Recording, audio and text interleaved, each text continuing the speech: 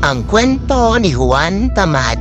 Si Juan ay isang bata na alam lang niyang gawin ay kumain at matulog. Isang araw habang nakahiga si Juan sa kanyang kama, tinawag siya nito ng kanyang ina na nagluluto sa kusina upang utusan si Juan na bumili ng asin sa tindahan. Ngunit, ang tugon lamang ni Juan sa kanyang ina ay gusto pa niyang matulog. Kaya sa galit ng kanyang ina, pinansagan siya nito na Juan Tamad. At dito nagsimula ang kwento ni Juan Tamad. Si Juan ay mayroong kapitbahay na ang pangalan ay Pedro. Habang mahimbing na tutulog si Juan, ginising siya ng kanyang ina.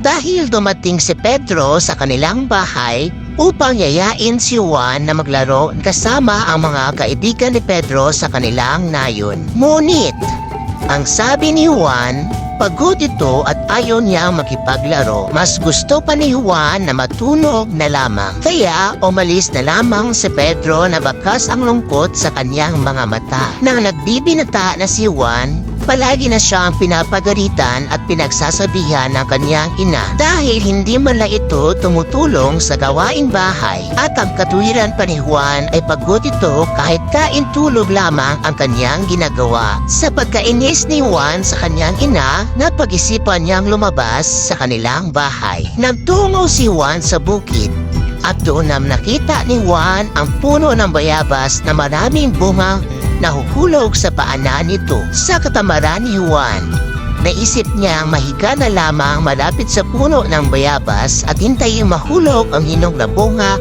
sa kanyang bibig. Habang nakahiga si Juan sa puno ng bayabas, ay merong dumaan na magandang dilag.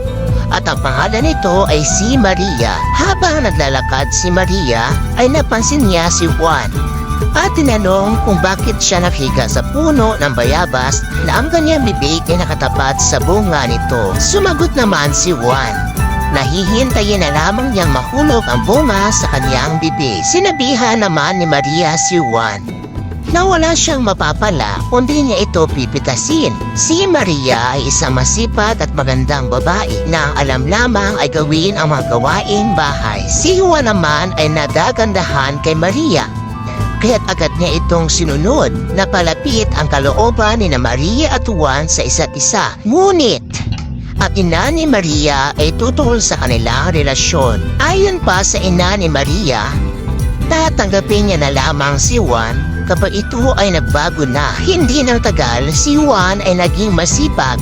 Hindi lang sa gawaing bahay, pag-iigib at pagsisibak ng kahoy, pati na rin sa bukirin ay alam na ni Juan gawin. Nakita ng ina ni Maria ang kasipagan ni Juan, kaya tinanggap niya ito ng buong puso. Hindi lamang ang ina ni Maria ay nasiyahan, pati na rin ang ina mismo ni Juan. Nagpakasal at bumuo ng pamilya sina Juan at Maria.